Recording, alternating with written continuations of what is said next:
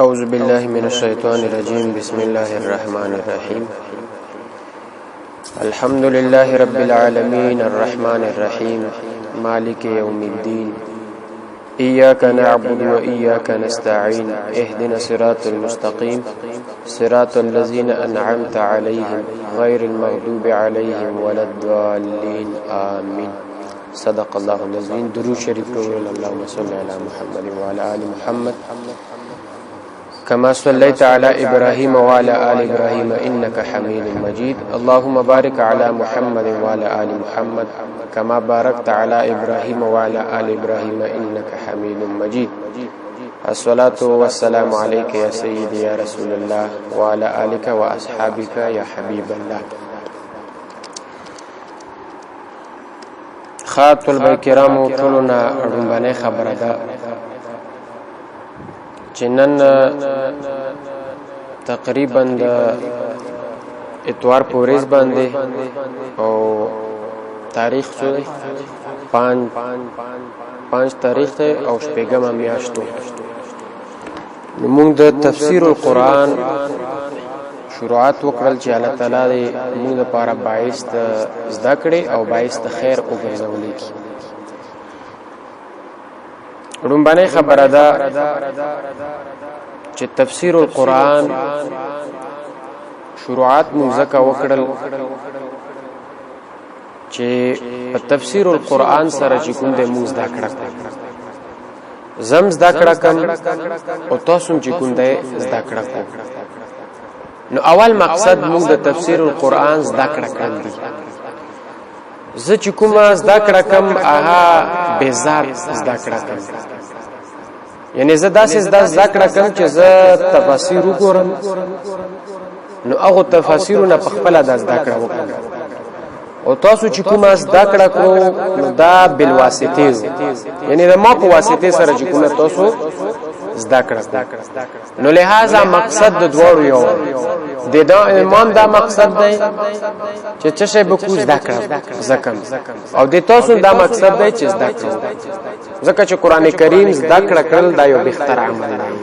او په قران کریم باندې چې څوک پوه شي نو دا د لپاره ډیر لوی سعادت دی. یو خبره ده. دویمه خبره ده چې زن د قران کریم خدمت کول غواړم او تاسو د قران کریم خدمت کول غواړم.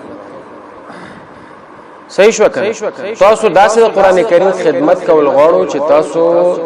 د ما څومره خبرې دغه ته متوجه او مطلب دا تاسو زده کوو او زه دا کوشش کوم چې زه تفاسیر وګورم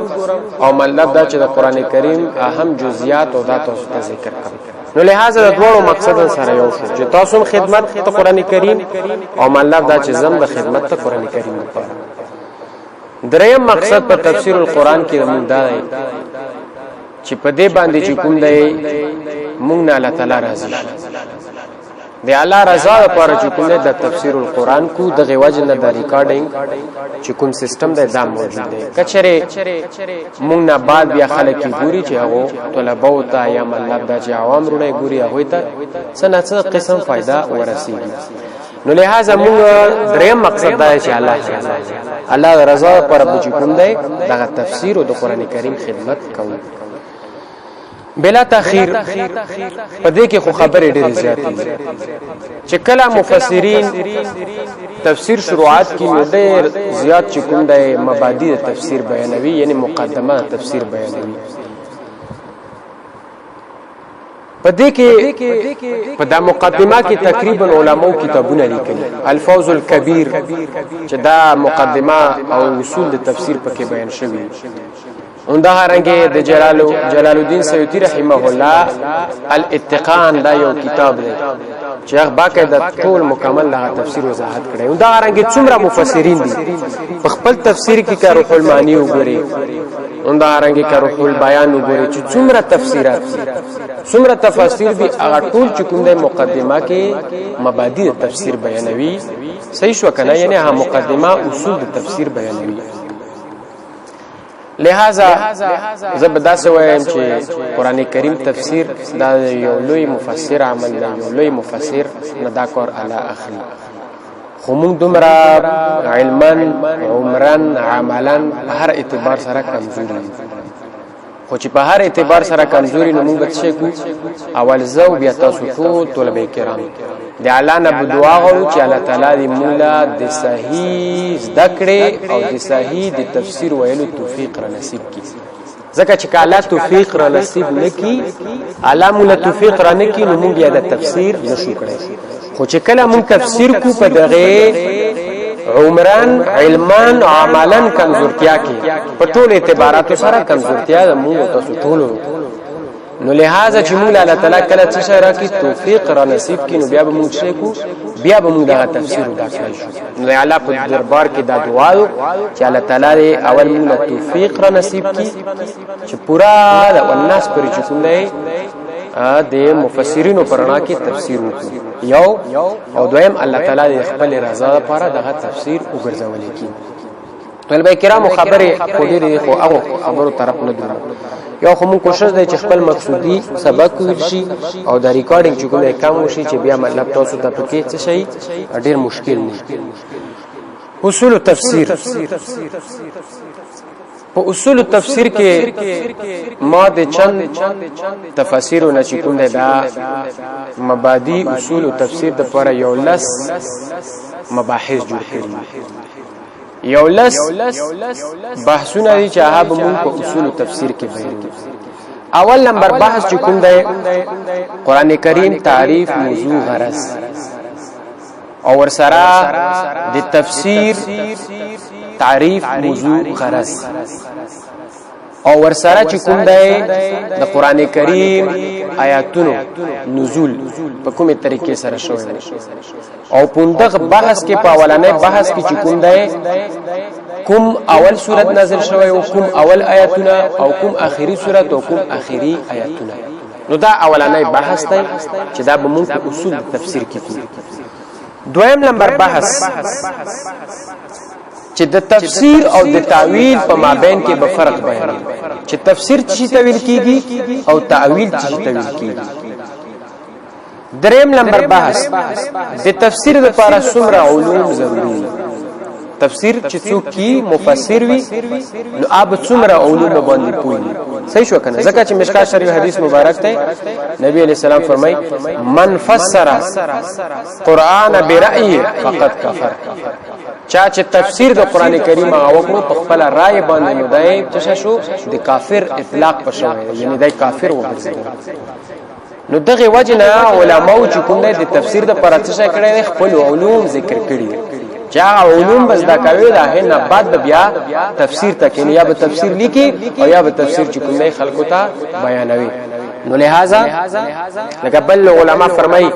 چې چا تفسیر وکړو خپل رائے باندې او حق تفسیر وکړي خط تفسیر وکړلو صحیح تفسیر وکړلو خو خپل رائے باندې علماء فرمای فقط اخطان په دغه کې د خطا په دغه کې خطا باندې ځکه چې خپل رائے باندې نو لہذا د تفسیر د لپاره چې کوم علوم ضروري نو په دریم بحث کې به موږ دغه علوم ذکر کوو سلورم بحث د حدیث قدسی او قران کریم او دا هرنګ د حدیث نبوي په مابین کې څه فرق د قران کریم او د حدیث قدسی او د حدیث نبوي په مابین کې فرق ځکه چې دا وحی نه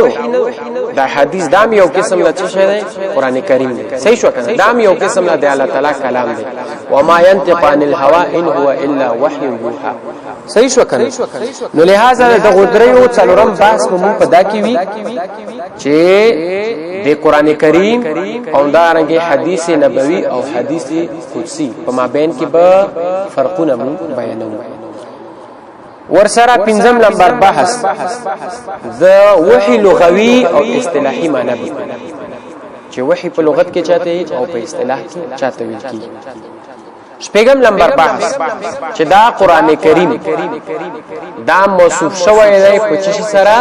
په معجز سره معجز کتاب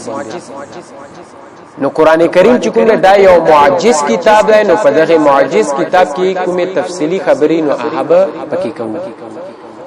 اوندا رنګي اوم لمبر د قران کریم مضامین بیان چې قران کریم په کوم علوم سره شامل دي مضامین د قران کریم اتم لمبر د مفسرینو طبقات په مون بیان مفسرینو طبقات صحیح شو کنه دا اتم لمبر بحث دی نهم لمبر فضیلت د قران کریم نهم لمبر بحث فضیلت د قران کریم او لسم لمبر بحث ماخذ د تفسیر چې د تفسیر په موږ څنګه اخلو صحیح شو کنه نو دا لس مباحث دي چې دا مقدمه د تفسیر مقدمه فی اصول التفسیر دا به چې کوم د موږ اول بیانو چې دا مبادئ تفسیر او دینه بعد بیا تفسیر شروع کوو نو تاسو راشو اولنی بحث څه شو چې معنی د قران کریم لغوي او اصطلاحي او سره د قران کریم موضوع او غرض صحیح شو کنه او بل څه شی دی بل چې کوم دی فرق په مابین د سورو مدنی او سورو مکی کې او دارنګه د قران کریم آیاتونه په کومه طریقې سره نازل شوي او ور سره چې کوم اخیری آیاتونه کوم دي او اخیری مطلب د چوبن باندې آیاتونه کوم دي ښا نو دا بحث چې کوم دی دا شروع کوم ښا متوجه شو توجه کړئ معنا لغوي د چا د قران کریم په دې کې څلور اقوال چې قران کریم لغوي معنی څه قران په لغت کې څه ته ویل یو قول د امام فراس دویم قول چې کوم د امام ابو الحسن اشعری سره دریم قول چې کوم د امام شافعی سره او څلورم قول چې کوم د جمهور علماء کرام مفسرین د جمهور مفسرین اول نمبر امام فراس بیاي چې دا قران کریم دا د قرینه ماخوذ چې شنه ماخوذ دی د قرینه صحیح شو کنه او قرینه په معنا متشابه سره چې سره متشابه او قران کریم کې داسې ایتونه چې یو د بل سره مشابه دا قرآن ته پته لګیږي پروژه کې کله خاطر تمخ شي نو مطلب دا چې هغه یو آیات بغیر متشابه یو قسم آیاتونه یو سی پارا کې راغلي په بل کې راغلي په بل ځای کې نو مطلب دا چې قرآن ته کې پته لګیږي نو لہذا یو قول لا شو امام فراس بیاي چې قران کریم د قرینه ماخوذ دی په معنا متشابه سره او د قران بعض آیاتونه سره شی متشابه دویم قول امام ابو الحسن اشعری رحمه الله چې ده فرمایي چې قران کریم دا مصدر دی قران کریم چې قران چې شی دی قران دا مصدر دی صحیح شو کنه او په معنا د ژوند سره کې واسطه کېدل قران کریم چې شی دی دا مصدر دی په معنا ژوند سره کې واسطه کېدل او وجه تسمیه دا صحیح شو کنه چې دا حروف چې ګوره دا په واسطه شوی دي کلمې ته شوی او دا کلمې په واسطه شوی کلام ته شوی کلام په واسطه شوی زوم شوی دی آیات ته شوی آیاتونه په واسطه شوی صورت ته نه شوی سورتونه څه شي په واسطه شوی منازل په نو ټول د قران کریم چې کله دا سره ژوند دی او په واسطه دریم نمبر قول دریم نمبر قول امام شافعی امام شافعی وایي چې قران کریم چې کوم دی دا علم دی یعنی نه مشتق دی نه مشتق دی دا قران کریم دی دا قران دی دا چې کوم دی نه چانه مشتق دی نه نه څه شي مشتق دا علم صحیح شو کنه دا اندازه خبره سلورم قول د جمهور مفسرین دوی چې دا قران چې کوم دی دا د قراءه یقرؤون د قراءه یقرؤون مصدر جوړ قران د قراءه یقرؤون مصدر جوړ یعنی محموز اللام صحیح شو کنه نو په معنا د چی سره قرائت سره ویلو سره او قران کریم خلق یې تلاوت دي کنه نو لہذا دا قران کریم څه شی وا لغوی نور پکې تمره ډېر مباحث دي خاص کر ډېر زیات مفسرینو په هغه کړه ابي تاسو خپل چې کومه خارجي مطالعه وي نو اپ کې بیا پڑھوای شو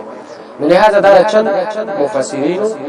مطلب دا چې هغه اقوال او د چند علماء اقوال چې مانته تعریف لغوي معنی کې قران کریم ذکر کړي او په اصطلاح کې قران کریم تاسو ویل چالش د اصول شاشه کې هم ویلي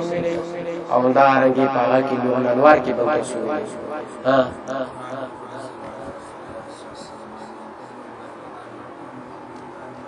المنقول إلينا هو كلام الله تعالى هو كلام الله تعالى المنزل على رسول الله صلى الله عليه وسلم چې دا منزل دی پر رسول الله صلی الله علیه وسلم صحیح شو المكتوب في د صحائف کې چې کومه دا شی لیکل شوی صحیح شو المنقول إلينا نقلا متواترا بلا شبهه چې دا نقل شوی مونږ بلا شبهه متواتر دویمه خبره ده چې موضوع د قران کریم د قران کریم موضوع شي نو یو قول په دې کې دوه یو قول ده چې د قران کریم موضوع د توحید ده چې څه دی توحید ده دویم قول ده چې نه د قران کریم موضوع توحید سره چې کوم شی دی رسالت دی یو قول دا شو چې دا قران کریم چې دا موضوع چې توحید الله تعالی په دې کې دی الله تعالی توحید بیان او دویم قول دا چې د توحید سره سره رسالت شو غرض د قران کریم غرض د قران کریم کې درې اقوال یو قول دا چې اجتناب من الظلم وعمل بالعدل د قران کریم غرض دا چې اجتناب من الظلم ځان ساتل شي نه د ظلم وعمل بالعدل او عمل کول په عدل سره تصویر کیږي قران کریم غرض دا د قران کریم غرض یو قول دی دویم قول دی چې الفوز فی الدارین د قران کریم غرض دی چې په دواړو جهانونو کې کامیابی او قران کریم باندې عمل په دا دنیا کې او مله په آخرت دریم قول دی انتقاء ځان ساتل عن الجهل د جهالتنا بالمقصد په خپل مقصد یعنی مطلب د انسان مقصد څه شي د انسان مقصد قران کریم بیان کړی چې دا به شي کې دا به د الله تعالی عبادت او د قران کریم غرض دا دی چې ځان وساتي د چشینه د جهل مقصد چې کوم مطلب د جهالت ولا د مقصد دی د ځان وساتي حقيقي مقصد د کوم دی نو قران کریم غرض چې کوم دی دا خدای قران چې کوم دی موضوع تعریف موضوع غرض څه شو کنه دا بیان شو اوس ورپسې دویم نمبر تفسیر د تفسیر په لغوي معنی کې هم اقوال شته چې یو درې قول دي ته ذکر کوم اول نمبر قول دا چې تفسیر د فسر يفسر تفسيرا د باب تفعيلنا اسم مصدر جوړي صحیح شو اول قول چې د فسر يفسر تفسیر د باب تفعيل څخه جوړيږي اسم مصدر او په معنا اظهار سره او په تفسیر کې د قران کریم معنی شي دا ظهور د معنی او اظهار د معنی په کې راځي د معنی په کې ښکارا کیږي پوه شو کنه ها دا اقوال دا درې اقوال چې کوم دا المفردات کې علامه راهب اصفهاني رحمه الله ذکر کړی بیا څه کتل نیو قول دا دویم نمبر قول دا چې دا تفسیر چې کوم دا ماخوذ دی د فسر فی سین ری کوم خپل ماده تفسیر د چانه ماخوذ دی د فسر صحیح شو کنه او مجرد ته چې وای هغه په مزیدو کې چې کوم دی باب ردوی او چې کله مجرد ته وړه وینو مصدر یې شی ردوی فسر د تفسیر مصدر کو مجرد کې شی ردوی فسر صحیح شو کنه نو لہذا تفسیر چې کوم دی دا په معنا په چشي په مجردو کې د فسر په چشي باندې ردوی مصدر باندې او په معنا د چشي سره فسر چې کوم دی هغه تفسیر ته ویل کیږي چې کوم باندې او کولاو کړی شي یو سیس باندې هغه کولاو کړی شي نو دا تفسیر کیږي فسر کیږي نو لہذا قران کریم د معنی د قران کریم الفاظ معنی چې وکړي نو د الفاظ د کولاو نو ځکه ورته تفسیر کیږي نو دا دویم قول دریم نمبر قول دا چې یعنی سفر تر نه جوړي او سفر چاته ویل کیږي سفر چې کوم دا روشنایت ویل کیږي چې شتا روشنایت لګه حدیث کې راغلی نبی صلی الله علیه وسلم فرمایي اسفر بالفجر رڼایو کو په سبای من فانه عازم للاجر صحیح شو کنه نو لہذا دریم قول دا چې دا تفسیر دا فصل نه خو دا فصل چې کومه دا فصل کې سفر دی صحیح شو کنه سفر روایت ویل کیږي او قران کریم تفسیر سره چې کومه دا روایت دی الفاظ او معنی چې کومه دا ښکارا شي د آیاتونو تفسیر وشي رڼای راغله نو دا تویل کیږي اصطلاحي معنی د تفسیر ډېر زیات مفسرینو په دې کې بحث کړی خود روح المانی په حواله سره یو تعریف چې دا محمود الوسی رحمه الله په تفسیر روح المانی کې په اولنې صفحاتو کې چې کوم دی دا تعریف کړی دا صاحب فرمایي چې تعریف د تفسیر دا چې په دې کې بچی کېږي احوال د قران کریم بیانېږي څه شي تفسیر تعریف څه شي علامه محمود الوسی رحمه الله فرمایي چې په دې کې څه بیانېږي احوال د قران مجید بیانېږي چې احوال څه شي یو د نزول په اعتبار سره صحیح شو کنه یو د سند په اعتبار سره یو د الفاظو په اعتبار سره یو د احکاماتو په اعتبار سره پوه شو دا تفسیر چې کومه تعریف چې دا خپل تعریف و سره شو دی خبره چې دا قران کریم ګوره یو داسې متوجه شو دا تفسیر د قران کریم دا په دوه قسم تفسیر د قران کریم دا په دوه قسم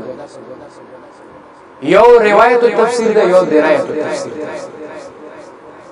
دا مسله باندې ځای قران کریم تفسیر دا په څو قسم دوه قسم یو روایت او تفسیر دا یو درایت او تفسیر روایت او تفسیر چې بعضی آیاتونه د نورو آیاتونو پر تفسیر ګرځي صحیح شو کنه لکه څنګه علماء فرمایي چې دا بعضی قران کریم تفسیر چې کوم دی د آیاتونو نو چې کوم آیاتونو تفسیر کوي نو یو روایت او تفسیر دی چې دا څه شي چې بعضی آیاتونه څه شي دا ګرځېدلې وي د چا لپاره تفسیر ګرځېدلې دي بعضی آیاتونه نو دا څه ویل کیږي روایت او تفسیر یا احادیث چې کوم دی د چا لپاره د تفسیر د قران کریم آیات لپاره تفسیر ګرځېدلې یا د صحابه اقوال صحیح شو کنه دغه چې کومه دغه روایت او تفسیر روایت او تفسیر چې قران کریم څه شي آیاتونه دا بعض آیاتونو تفسیر کی یا حدیث د نبی علیہ السلام د قران کریم آیاتونو تفسیر کی یا صحابه اقوال د قران کریم آیاتونو تفسیر کی دغه روایت او تفسیر او درایت او تفسیر چې یو مفسر خپل رائے پکې استعمال کوي په دلیل سره چې کوم دی دلیل ولرو او په دلیل سره چې کوم مفسر چې کی یو خپل رائے استعمال کوي دغه تفسیر کیږي درایت تفسیر دا خبره و بلا ګره دا قران کریم نزول یو چې کوم دی سبب نزول دی یو اسباب نزول زنی چې کوم دی قران کریم ځل بداسي واقعیا راغله چې هغه واقعي وجه به قران کریم نازل شو قران کریم بعضی آیاتونه به نازل شو چې سبب نزول ورته زنی اسباب النزول هغه ځایونه چې په کوم کې قران کریم نازل شو صحیح شو کنه نو هغه ځایونه چې په قران کریم په کوم ځایونو کې نازل شوی نو تاسو ویلي چې نبی علیہ السلام زندگی د 43 سال فقط و خو 63 سال خو 40 سال نه بعد چې کومه نبوت ورته حاصل شو نو 3 سال په 3 سال کې لاس کله مدینه منوره کې څو لاس کله او 13 سال چې کومه د مکه مکرمه کې او تاسو ویلي چې قران کریم کې 114 سورتونه په مکه مکرمه کې نازل شوي او کوم سورتونه په مدینه منوره کې نازل شوي نو دغه چې کوم دغه خپل اصطلاحات علماء ذکر کړي صحیح شو کنه یو د مکه مکرمه سورتونو د څوی کېږي قبل الحجره څورته ویل کیږي قبل الحجره او د مدینه منورې سورتونو ته چې مدینه منوره کې نازل شوی اختصویل کیږي بعد الحجره یو قول دی دویم قول دی چې نه ما فی مکه چې کوم په مکه کې نازل شوی کوم سورتونه هغه تصویر کیږي مکی سورت او چې کوم په مدینه منوره کې نازل شوی هغه تصویر کیږي مدنی سورت او دریم قول دی چې نه حکم سورتونو کې چې خطاب اهل مکه ته شوی دی نو هغه سورتونه په مکه کې نازل شوی او په کوم سورتونو کې چې خطاب اهل مدینه ته شوی نو په هغه کې چې شوی دی هغه سورتونه په مدینه منوره کې نازل شوی رومبانه د قران کریم کوم آیات نازل شوی نو امام مسلم امام بخاری دا رنگی ترمذی رحمه الله الاجمعین دغه چې کوم دی دا قول را نقل کړي چې اول د قران کریم آیات اقرا صحیح شو کړه اقرا دا د قران کریم اولنۍ آیات مبارک نازل شوه یو قول دی دویم قول دی چې دا هم امام بخاری امام مسلم رحمه الله را نقل کړي چې دا چې نه د سوره مدثر یا ایها المدثر د سوره مدثر چې کوم باندې آیاتونه دا اول نازل شوی دریم قول دی چې دا بهقی امام بهقی رحمه الله را نقل کړي چې نه رومبانه سوره فاتحه نازل شوی سلورم قول دی چې اکرام رضی الله عنه او حسن بصری صاحب هم فرمایي چې نه رومبانه بسم الله الرحمن الرحیم دا کلمه چې کوم ده دا نازله شوی خانو دا خو په دې حقیقت خو جمهور مفسرین او تمام مفسرین اقرا باندې چې کوم ده مطلب دا چې اتفاق کړي چې دا بالکل اولنۍ آیات مبارک ده هندا رنګه اخیری بخاری شریف کې او مسلم شریف کې برا ابن عازب رضی الله عنه روایت ده چې سوره النساء دا غره ويستفتونك في النساء قل الله يفتيكم فيهن وما يتلى عليكم في الكتاب في يتامى النساء ها نو دا اخري آیات چې کوم دا نازل شوی یو قول پکې دا پکې دا چې دا اخري آیات له وتق یوما ترجعون فيه چې وډر شو دا غوړې نه تاسو به الله ته جمع کېدل شي او دا غرانګه اخري قول دا اکرام رضی الله عنه فرمایي چې دا د ډېرو مفسرینو قول چې کوم اختیار کړی دا قول نو دا فرمایي چې نه د سوره اخري سورتونه او مطلب اخري آیاتونه او اخري سورت چې نازل ده د سوره نصر اذا جاء نصر الله والفتح او بعض علماء کې فرمایي چې نه دغه اليوم اكملت لكم دينكم واتممت عليكم نعمتي ورضيت لكم الاسلام دينا نو لہذا دا ټیر اقوال دی پکې نو بیا پسې وګورو صحیح نو دا بحث دا اول نمبر بحث اختتام ته ورسېد دویم نمبر بحث دا اخیری بیا بل هفته الاخره اتوار پوریس نور مباحث بیانې دویم نمبر بحث چې بیان الفرق بین التفسیر والتاویل چې د تفسیر او د تعویل په مابین کې فرق ورته ضروری مسلې دا اوس دا بیا خو مخکې تفسیر کې دا مسلې نه پېنګي ته بس قران کریم آیاتونو تفسیر ده نو لہذا اوس مقصد نو د تفسیر او د تعویل په مابین کې فرق الاتقان چې کوم کتاب ده جلال الدین سیوطی رحمه الله اخ په کې دا څو اقوال ذکر کړي فرمایي چې یو قول دی چې دا د لفظ معنا کړل دغه تفسیر ویل کیږي د قران کریم د لفظ معنا کړل دغه څه ویل کیږي تفسیر ویل کیږي او بیا یو لفظ دا یو دغه لفظ د پاره متعدد معنی څه شوی متعدد معنی وی ډېر معنی وی دغه لفظ د پاره او په دغه معنی کې یو معنا ته په دلیل سره واخلې نو دغه تعویل وکړي تعویل یې پکې صحیح شو کنه نو اول قول دا چې د قران کریم د لفظ معنا کړل مطلقاً یو معنی و کې دغه تفسیر کیږي تفسیر ویل کیږي صحیح شو کنه او د قران کریم لفظ متعدد معنی په هغه کې څو کې ډېر معنی او یو پکې په دلیل سره واخلې نو دغه تفسیر کیږي تعویل کیږي یو فرق ده او دا یو قول خو په دلیل سره که بغیر د دلیل نه وکړو نه دا تحریف او تحریف په قران کریم کې دا نه تین سره تفسیر چوي دا یقیني معنی او طویل چې کومه دا ضمنی معنی چې شوی ضمنی او امام ثعلبه رحمه الله فرمایي چې د یو معنی نه ظاهری دی لفظ نه ظاهری معنی وخت د تفسیر کیږي تفسیر او باطینی معنی د لفظ نه وخت د تفسیر کیږي تعویل کیږي اوس په پوه شو کنه هغه قول د چاو د امام ثعلبی رحمه الله او سلورم نمبر امام رازی رحمه الله فرمایي امام رازی رحمه الله فرمایي چې د تفسیر تعلق چې کوم نه دا روایت سره د تفسیر تعلق چا سره وي روایت سره او د تعویل تعلق نه چا سره وي روایت سره صحیح شو کنه نو روایت باندې وخت پوه شو کنه چې یو روایت ته یو نو تفسیر تعلق په چا سره وي روایت سره وي او د تعویل تعلق په چا سره وي د روایت سره کوم جلال الدین سیوطی رحمه الله الاتقان کې ذکر کړی نو دا مشهور نو لہذا دا د نن ورځې تاسو سبق شلو پورا دی وی هفته نو دا ځان سره وګورو او بیا به ان شاء الله اتوار پوریز باندې دا نور ټول مباحث د اتوار پوریز ختمو